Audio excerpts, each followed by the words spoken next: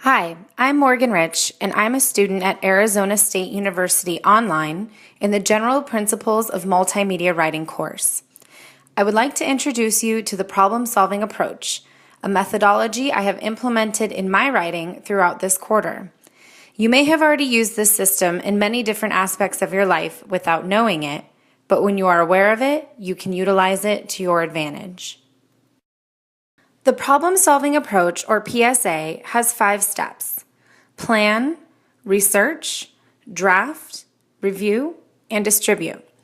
These 5 steps are not necessarily done in the same order. However, review and distribute are always the last 2 parts of the process. This is essential in order to produce a well-written and professional product. Plan, a critical overview of your desired outcome. When planning your document, you must ask yourself what you are producing, why you are producing it, who you are producing it for, and on what medium your document will be published. Through these questions, you can better prepare your problem-solving approach and develop your audience analysis. The audience analysis is a fundamental tool in developing your problem-solving approach. By answering these 7 questions about the people who will be viewing your document, you can better develop your creation to fit these needs. A document must reach its desired audience to be effective, regardless of how well it is written.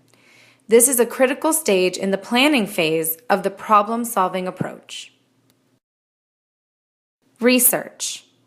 Every viewpoint must have verifiable information to back it up if it is to be seen as persuasive and professional. As someone who works in science, I understand the need to thoroughly grasp and define the topic of my product or the idea I am representing. We must always be able to answer any questions that the audience might have. Draft. Once you have organized all of the information collected from the research stage, you may create your document. Be sure to use proper formatting and visuals when appropriate. Try to create a document that is easy to read and understand for your intended audience. Review. This stage of the problem-solving approach may encompass many different stages in itself, as your document must be reviewed and edited as needed. It is always beneficial to ask a peer, colleague, or trusted writer to review and edit your drafts prior to distributing the final product. Distribution. Spread your finished product to your intended audience on the appropriate medium and be sure your finished product is easily accessible to your intended audience. If your audience cannot access your document, or it is distributed poorly, you will not reach your target audience. How have I utilized the problem-solving approach? When developing my professional website. During this quarter, we were asked to create a professional website to represent ourselves and our careers.